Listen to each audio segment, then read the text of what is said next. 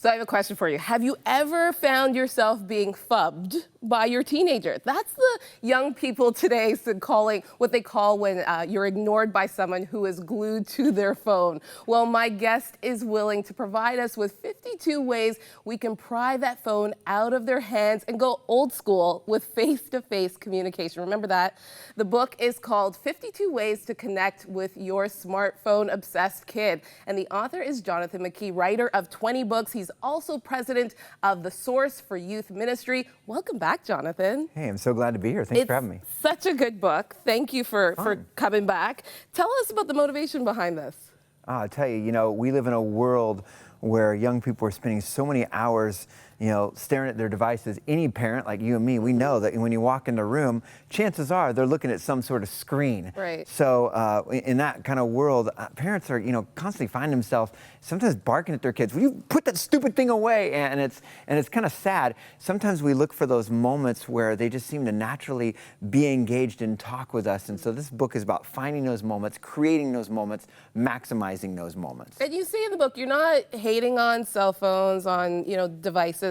There's good reason for those things. You're just saying, yeah, there are ways that we can create relationship and take that opportunity. It's kind of looking for those times. I mean, like in our house, we have no tech at the table, and so dinner time is one of those times where the phone's not out, we're not staring at it, and all of a sudden you start noticing conversation takes place, and a lot of families notice those times, whether it's going to bed at night or whatever, they that bedtime to tucking in, all of a sudden your daughter's looking up and she's talking, you're like, what is this? This is weird. We're actually communicating with words instead of our thumbs.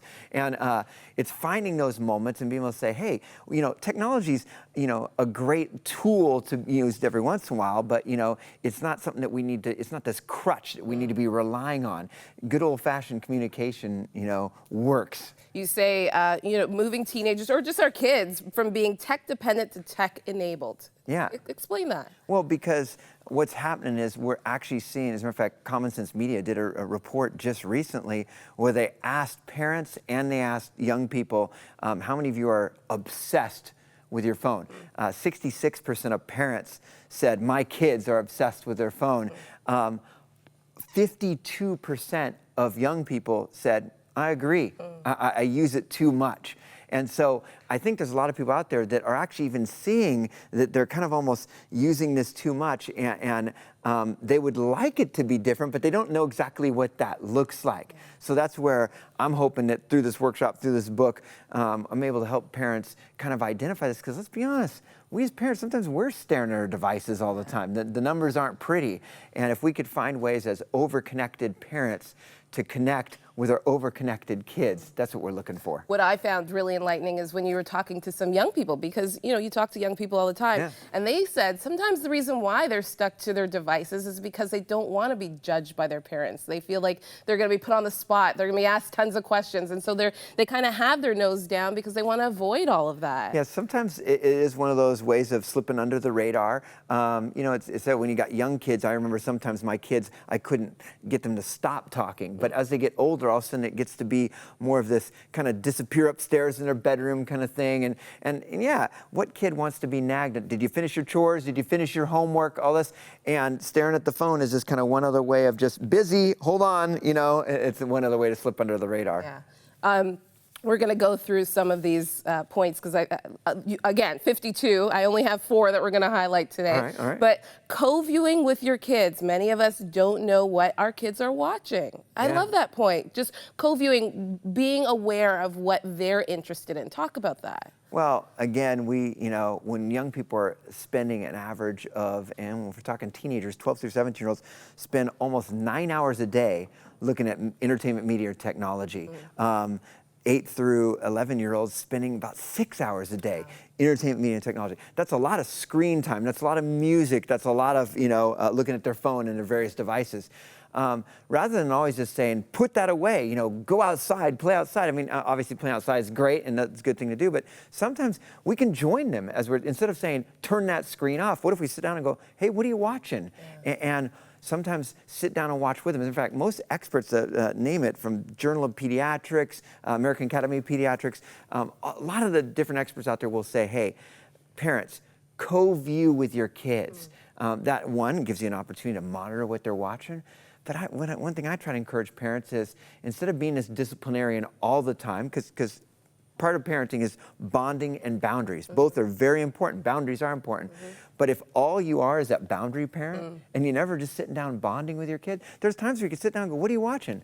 Parks and Rec, I've never seen it before. Let me sit down. And it'll give you an opportunity to kind of get into their world a little bit, find out who these characters are that they like, and maybe laugh. I love what you said too. If they're watching something where there is some questionable behavior, that's a great way to have conversation. Not like, turn off the TV, let's go, or let's switch the channel, but encourage conversation. What did you agree with what that person did? What did you think about that person's choice?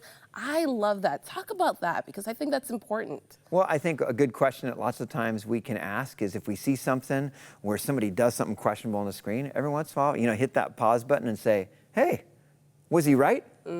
And I think it's good to use questions, because we tend to jump into lecturing, right? It's like, hey, let me tell you 14 points on why. That was you. On why that was wrong. Point number one.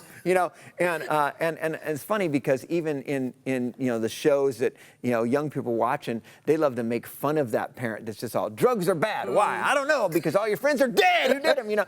And if we were to maybe ask, hey, what would you do in that situation? Now, if we turn to that parent where every show you watch, you're hitting the pause button. Our kids, I remember there's times I hit the pause button, my kids are like, roll their eyes. Okay, Dad, we know, And you can't be doing that all the time. And remember, parenting is both bonding and boundaries. There's times to just sit and hang out with your kids, and hopefully there's going to be shows they're watching that are funny, and you can sit and just laugh with your kids. But yeah, there's going to be times where you might need to hit the pause button. There might be times where you need to hit that off button. Yeah. Other point, the fine art of shutting up. Yeah. Well, you know what? You and I are talkers. Yeah. And I don't know the way you are in your house with your kids, but sometimes with me, I can just sometimes talk first, listen later. And this is one of those things where I really encourage parents, if you really want them to, our goal here, the goal of this book is connecting with our kids face to face and having good conversation. And sometimes that means us shutting up. It means just literally being able to clam it, ask good questions, because they're so used to us lecturing. And what if we turned our lecturing into listening? That's one of the ways to actually draw them out in this conversation. And the more they're comfortable talking with us, the more they might actually put that device down and engage in some meaningful conversation. And then, when they approach us and they start talking, instead of just wanting to just, talk back, just listening and just listening to what they have to say. Have a family docking station. No phones allowed in their bedroom. That's a big one. Yeah, it is. And it's one of those things that experts have been advising for a long time. I remember when the journal Pediatrics, American Academy of Pediatrics, 2010 said no screens in the bedroom, no internet, no TV. And it wasn't until in the US, 2012, where we passed the 50% mark. I think in Canada it's really similar, of device when it comes to smartphone ownership. In other words, over half North America owns smartphones. So now all of a sudden, young people have these devices that have TV, Netflix, you name it, whatever, all this stuff on it, and internet access. And I don't know a lot of parents that are standing outside their kids' bedrooms with a bucket saying, please deposit the phone in the bucket before you go in the room.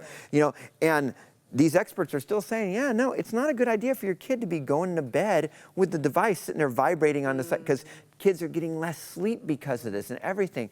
So this is tough. This is where we as parents need to be able to, again, say, okay, I'm going to, bonding, boundaries, I'm going to go to that boundary side. I'm going to say, hey, guess what? It's bedtime.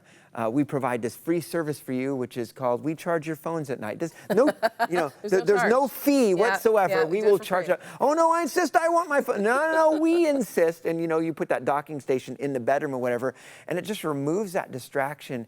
And, it's nice because, it's funny, the book I'm writing right now, I'm talking about a lot of these moments with parents, and I surveyed a bunch of parents, and this one mom told me, when my kids were younger, that bedtime was one of those times where, I don't know if it was just them being under the covers or what, and they felt so safe, but they would just start talking. Maybe it's because they just didn't want to go to bed, And she goes, that was where we had some of those great conversations, and sometimes, if you got a piece of technology there, it's going to interfere. Okay, good night, Mom. See you later, because I want to check my text real quick. And getting rid of that technology out of the bedroom, not only is it what the experts are saying, it's just good wisdom. Yeah. And I love this one, the value of noticing. Are your kids hanging out? What do they do there? Who are they with? Just noticing those things. How important that is. Absolutely. That's one of those huge things where we as parents, and sadly, I've worked in youth ministry for over 20 years. I speak in a lot of venues where I see young people there, and typically when I go in a venue, name it, like if I'm going to speak at like a big event or a rally or something, I'll just kind of perch up against a wall and I'll just kind of watch what's going on, and you can learn a lot about a kid just sitting and watching. And I'm surprised how many parents don't do that. And let's be honest, we are connected parents. We are a connected generation. We spend so much time on our devices. Sometimes we aren't lifting our eyes from our devices enough to pay attention to what's going on in that bedroom 20 feet down the hall. And we as parents could probably all relate to times where, let's say you've been driving kids home. You got a carpool, or you're taking your kids' friends home. And sometimes when you're up driving and you've got a car full of kids, if you just can be quiet and listen, you can learn a lot. They will say so much, and you can learn who they like, what they've posted, what they wish they wouldn't have posted. I mean, as a matter of fact, sometimes you'll even hear one of your kid's friends say something, and your kid will be like, shh, shh, shh, shh. And then your little German Shepherd ears perk up, and you know, right? Listen, I need, and we just by taking that time to notice can learn a lot, and sometimes that'll give us some great springboards for conversation with our young people, because now we know what to talk about, because we saw what really excited them, we saw what they got really excited about, and later with us we're like, how's school, how's homework, how come they're not talking to me? Why don't you talk about something they want to talk about? I appreciate that you're very candid in this book, and you talk about times that you've kind of missed the mark with your kids and just taking opportunities to really relate with them and pull them away from their devices as well. Well, as a parent of 3 kids, and my kids now 18, 20, 23, so my girls are now home for the summer. They're in the house, but we actually, this is our first year we're empty nester. But yeah, I tell you, man, I'm a normal parent, which means I'm still figuring this out. This is relatively new stuff for us. I mean, the smartphone thing is pretty much in the last 5 years. So a lot of us, I mean, car companies are even figuring this out right now with new gadgets of how to keep people from texting while driving stuff. So yeah, I'm just another struggling parent figuring this out one day at a time and saying, hey, this is a great tool to use, but at the same time, sometimes it interferes with conversation. How can we look for these moments where kids seem to naturally open up, and how can we engage in some meaningful conversation? And also just define what self-worth is. I think with social media and smartphones and everything, sometimes they put all of their being into how many likes they have and their Facebook page and their Instagram. So just knowing that there is a place for them in their home is so important. Thanks again, Jonathan. The book is 52 Ways to Connect with Your Smartphone-Obsessed Kids. And you have this great Bible study guide. Tell us quickly about that. Yeah, this is a devotional straight for guys. Yeah. And this is basically 101 real-world tips to raising godly young men. Awesome. And you have a website? Yeah, thesourceforparents.com. And we can get your book on our e-store as well as Amazon, anywhere where you can find books. Thanks again, Jonathan. Oh, thank you.